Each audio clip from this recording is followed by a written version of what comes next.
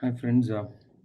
Good evening, and welcome to a very interesting conversation on understanding Food Corporation of India.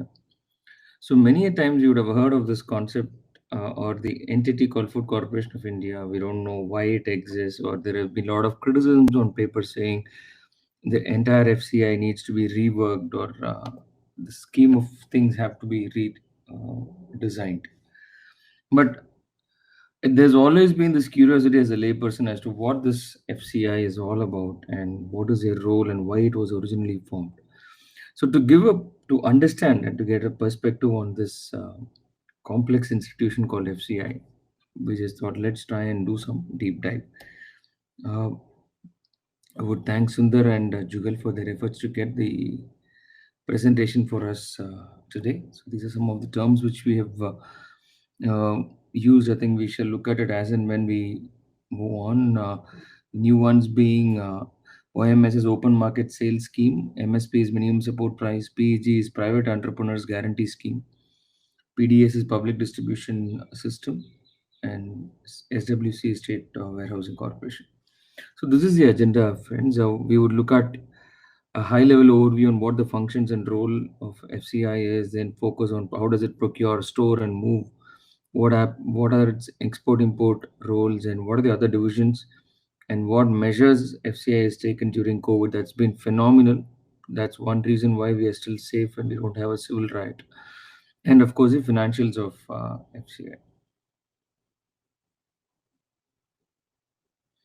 Yeah, it's a statutory body which was established in 1965 under the Ministry of Consumer Affairs, Food and Public Distribution. It's governed by the Food Corporation Act, and we were coming on the backdrop of huge shortage of major grains, especially wheat. The head of the FCI is designated as chairman, and the present chairman is Mr. D.V. Prasad, who is the CMD of FCI. And of course, the original base was in Chennai, which is now shifted to Delhi. Primary objectives being support price effective price support operations for safeguarding the interests of farmer. That's why you would see this term support price being used by economists. So irrespective of the price which it would fetch, this would be the minimum which a farmer would earn. Distribution of food grains throughout the country for public distribution system, because prior to the direct benefit transfer we had this rations which were being supplied. Huge amounts of wastage used to happen in the system, and it was a very inefficient system. But thanks to DBT, I think significant amount of this is now moved to cash transfers, maintaining a satisfactory level of operation and buffer stock of food grains. Because in a scenario like what we are currently going through, where people are asked to stay indoors, I think the best thing which could have happened is for the government to keep feeding them, in which they've been doing as well. That's credit largely goes to the FCI. Regulate market prices. You would see that at some point government intervened in the price of onions, and that significantly had an impact. So price volatility control is also another function of FCI. So it's broadly divided into five zones: northeast, west, and northeast.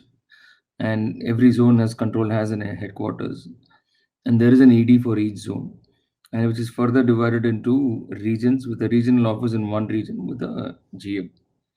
And that's typically how the organization. So to give a perspective, five zones, you have regional offices, you have divisional offices, and below the divisional offices you have the depots. Headquarters, of course, based out of Delhi. So what's the role of FCA? Let's look at the first one: procurement. We saw the objectives, right? So to procure, to store, and to distribute, and also export and import. So the FCA, along with the other state agencies, undertakes procurement of wheat and paddy under the price support scheme. Coarse grains, which is cereals other than rice and wheat, are procured by state government agencies for central pool. Again, that's entirely a call by the government. The procurement under price support is taken up mainly to ensure remunerative prices for farmers, so that they are incentivized to stay on course with their production.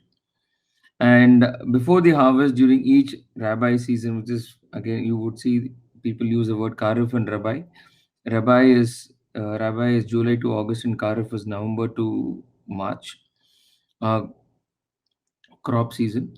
The government of India announces the minimum support prices for procurement, which is on the basis of the recommendation of the Commission of Agricultural Costs and Prices, and which, along with other factors, takes into consideration the cost of various that's agricultural inputs. That's why the wholesale price index and the price of agricultural inputs, all those things are considered when the minimum support price is being set by the government. Now, if you look at a high level to give you a perspective on how MSP works, this is a price per quintal, and 1 quintal is 100 kgs. So, if you see the price for barley, it is 1,525, and it's gradually increased from 750 to where it is today over the last 10 years. And for paddy, if you look at the common, it is 1868, the grade A is 1888. So there is this mechanism which is scientifically thought through and designed, and the prices are determined on that basis. So, what is the system of procurement? If you look at wheat, the FCI undertakes procurement directly and jointly with state government agencies in non DCP areas and major procuring states like Punjab, Madhya Pradesh, and Haryana. The wheat is procured by state agencies and they preserve the stocks under their custody. And FCI takes over the stocks for dispatching to other consuming states. Payments are made to SGAs as per the cost sheets, which are prepared by the government, issued by the government. In states like UP and Rajasthan, the wheat is procured by state agencies, which is procured by state agencies, is immediately taken over by FCI. So it effectively acts as a hub and spoke model.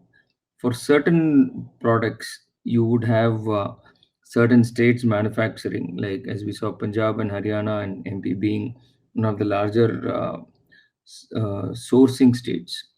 So the excess stocks of wheat which are procured by the state, its agencies are handed over to FCI in the central pool for sharing it with deficit states. Custom milled rice is manufactured by milling paddy, where the raw paddy is converted to rice. And in states, rice producing states like AP, Telangana, Punjab, Haryana, Chhattisgarh, paddy is procured by the state governmental agencies, and the resultant rice is delivered to the state government and FCI by getting the paddy milled from rice millers. And for coarse grain, which is cereals other than rice and wheat, these are procured by state governments based on their plan of procurement with prior approval of Government of India, and these are subject to distribution of procured coarse grains under the targeted public distribution system. Moving on, uh, I'm not moving into DCP and non-DCP procurement mechanism because that's more operational and not functional. And if you look at the higher level, the states which are producing rice or wheat under this system, you would see the list. There are about 16 states procuring rice and 16 states and 7 states procuring wheat. And again, seasonally, the procurement varies. Now comes a larger part, storage. This is an area where the government of India, primarily the FCI, has been criticized for. Let's understand why. The storage function assumes paramount importance in FCI because the requirement of huge inventory of food grains to be managed, and also the government maintains a buffer stock through FCI. Adequate scientific storage is a prerequisite to fulfill the policy objectives which are given to FCI. And FCI has hired capacities from central warehousing corporations, state warehousing corporations, state agencies, and private parties.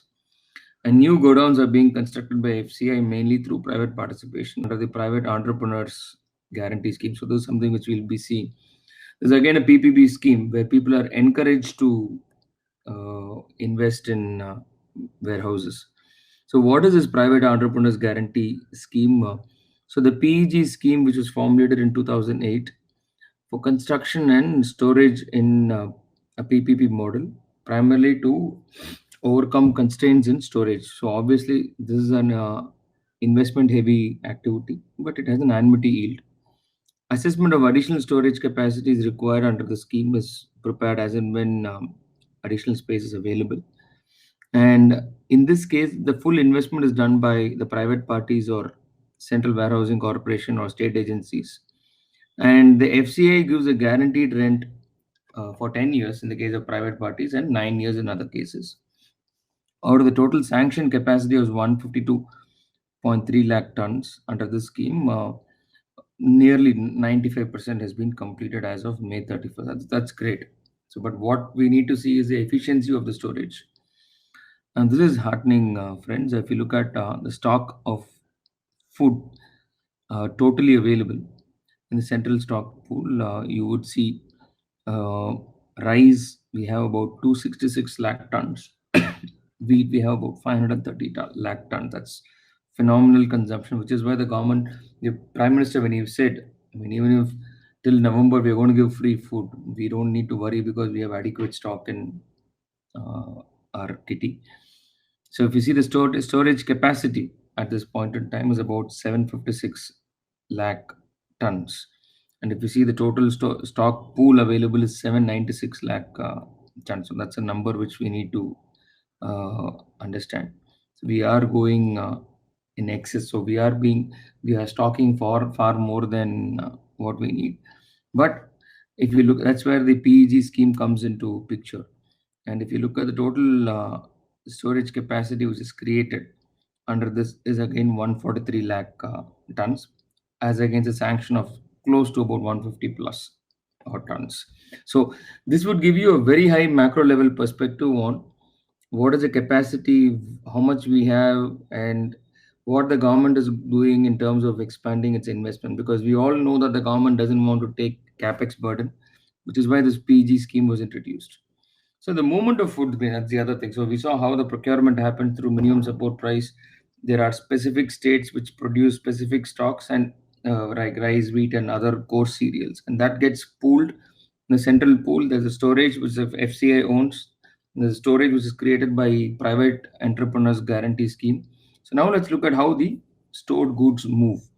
So the FCI sales division looks after distribution of food grains under the targeted PDAs and other welfare schemes, and it undertakes movement of food grains in order to evacuate stocks from surplus regions, meet the requirements of deficit regions for targeted PDS. Punjab, Haryana, and Madhya Pradesh are surplus states of wheat procurement. The Punjab, Haryana, again, southern states of Andhra Pradesh, Telangana are surplus in terms of rice. So, on an average, 40 to 42 million tons of food grains are transported across the country in a year by FCI. And it undertakes massive movement operation of food grains all over the country, encompassing 1,900 FCI owned hired depots, 557 rail heads, and 98 FCI sidings. So, what is the mode of transport? Yes, road, rail, and waterways. 85% is by rail. And interstate movement by road is mainly undertaking those parts which are not connected by rail. And it moves to the islands and coastal shipping in Kerala and Tripura Northeast. And FCI owns 98 rail sidings. So effectively, it's a rail driven transportation. And they've been able to ensure availability of sufficient food grain in all states through proper planning, because this is something which we have perfected over the last 50 years, 50, 60 years. Nearly 90% of the stocks were moved ex north, mainly from Punjab and Haryana, which has now come down to 72% due to increased procurement of rice in Andhra, Chhattisgarh, and Odisha and West Bengal. So there is some levels of distribution happening in terms of production capacity of rice. So that's great. Because one thing, friends, I mean, when we look at a macro perspective of our nation, a complex country like ours, I mean, how they are able to manage is phenomenal, phenomenal. As much as we criticize every governmental agency, I think some of these institutions have really amazed us in terms of the scale and sheer magnitude of their operations. So, functions of import and export division, what do they do? Again, this is something which you would see when the prices of a particular product goes beyond normal levels because of scarcity or there is a drop in production, the government imports, FCI imports to bring down the prices. And similarly, when the supply exceeds, they do permit exports to moderate the fall in prices. So it's typical demand supply management. So the this division undertakes the work of export and import of food grains, primarily assisting the Ministry of Consumer Affairs and Public Distribution in formulating policies, formulating guidelines, procedures to be followed in import and export of food grains, and keeping a watch on international demand and supply, as well as the price. I think that this is more to do with more price and quantity management. So, if you see the export of food grains, including what we have done on aid, has not been much in 1920, and there were no imports from 2008-9 onwards. So that's a great achievement for a country like India. It also saves us from proper forex savings. What are the functions of other divisions of FCI? Quality control, engineering division, vigilance, sales, and information technology. These are some real challenges, friends, which people basically face when it comes to FCI, because it is an archaic setup. As much as they are solid, they're not as efficient as they can actually be. That's an area where the government is also working through. Let's figure out what the other divisions of FCI are doing. So QC, that's interested with procuring and preservation of goods. There is a procedure. They are expected to check the quality of the food products, especially whether they are spoiled or whether the quality of what comes in is as per norms. So these are the labs what we have. So we've had over the last 4 years, we've had roughly about what 17 labs being set, depot labs which are being set up. They also have the Institute of Food Security. So the engineering division focus on godowns, construction, maintenance, railway sidings, maintenance and upgradation, electrical activities within these installations, and upgradation of existing way bridges. The vigilance, of course, maintaining the integrity of the entire system across various functions. The information technology is another area where, if proactively we engage, I think we can do wonders given the size and scale of activities involved here. What are the measures the FCI has taken during this particular COVID season? Yes, during the lockdown, NGOs and social institutions running relief camps are allowed to purchase wheat and rice directly from FCI depot through open market sales scheme. The state governments were also allowed to purchase food grain directly from FCI. The rate was fixed at 22 for rice and 21 for wheat, which is very concessional, and we all know that. The FCI sold about 4.7 lakh tons of wheat and close to over 6.5 lakh tons of rice through this mechanism. The Pradhan Mantri Garib Kalyan Anna Yojana food scheme aimed at ensuring sufficient food for the poor and needy during this crisis. Eligible individuals received 5 kgs of food grain and 1 kg of pulses per month, and this has now been extended. Originally, it was planned only from between April and June for those 3 months. Now it's extended till November, and FCA assumes tremendous responsibility in distributing this. Now let's being chartered accountants or finance professionals, let's try and understand the numbers of FCI.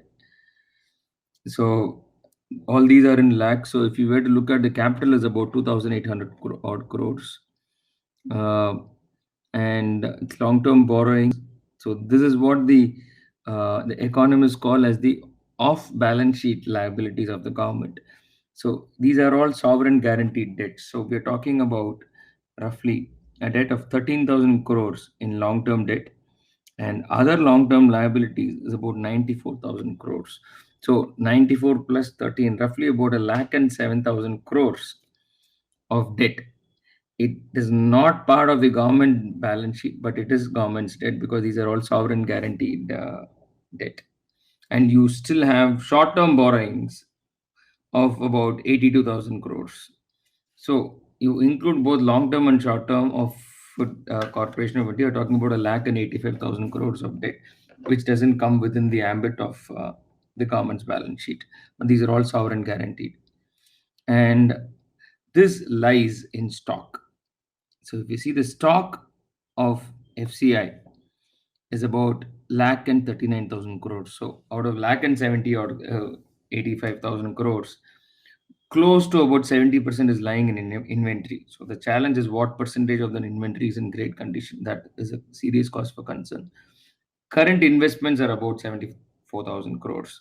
So these are the two items which, by and large, manage the loans portfolio. Comprise the loans portfolio.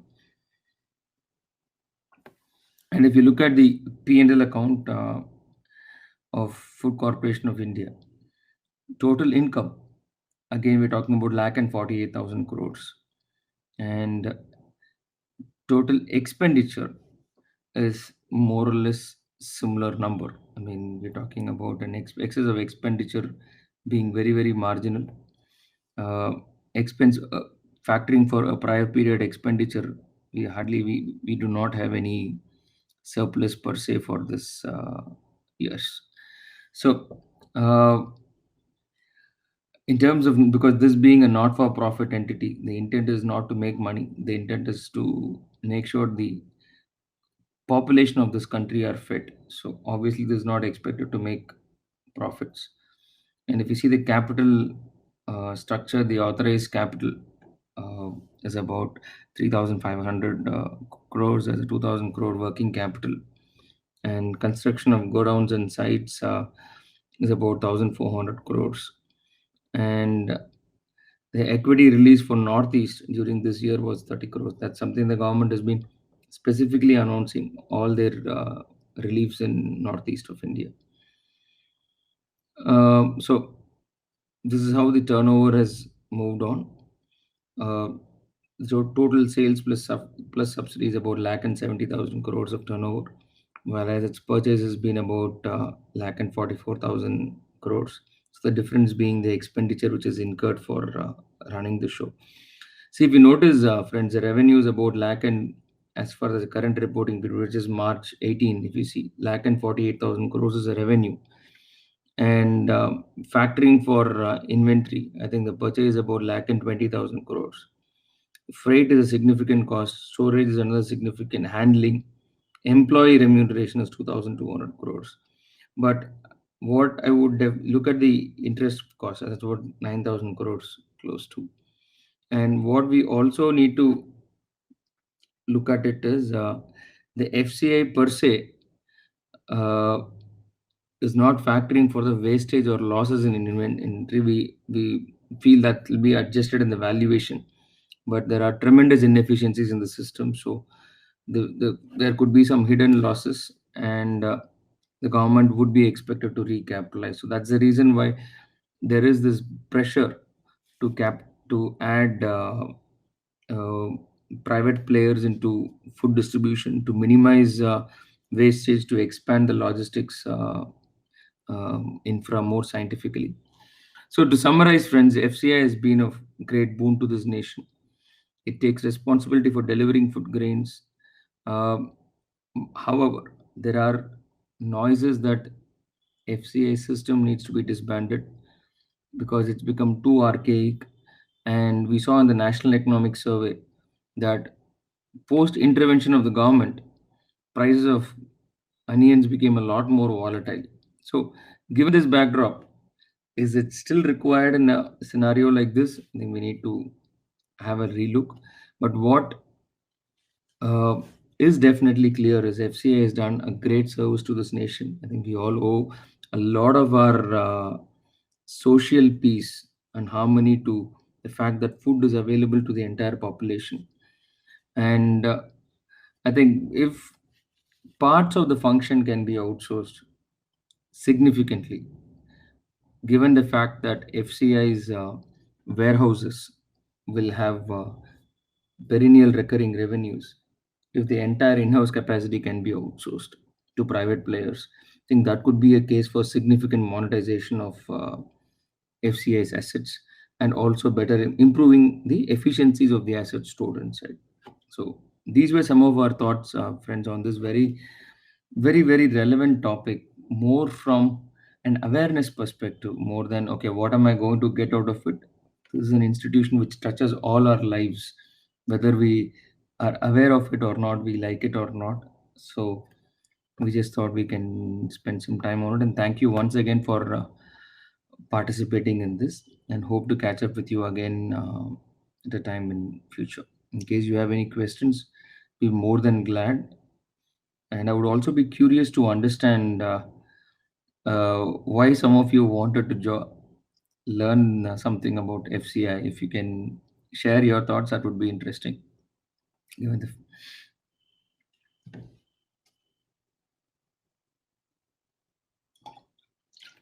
I can see some private chats. Yes,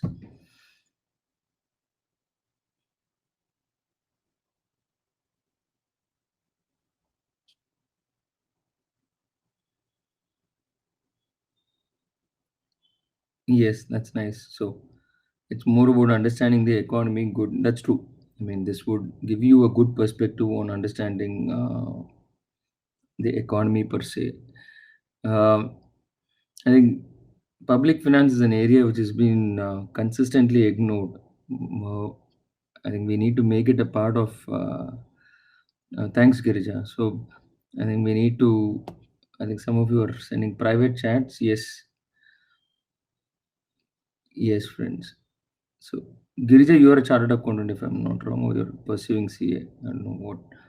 You're from Chennai. If I see yourself, okay. So good. Yes. What's your Silk Karunai? Yes, yes. I don't know. Do CAs audit FCI depots in case if any of you have audited? Yeah, I have a senior member replying. Yes. Okay. Apparently, I'm given to understand that we do audit the depots of FCI. It comes within the purview of CAG. Okay. So thank you, friends. Thanks for participating. Let's catch up again on another conversation of relevance. Have a great weekend. Thank you.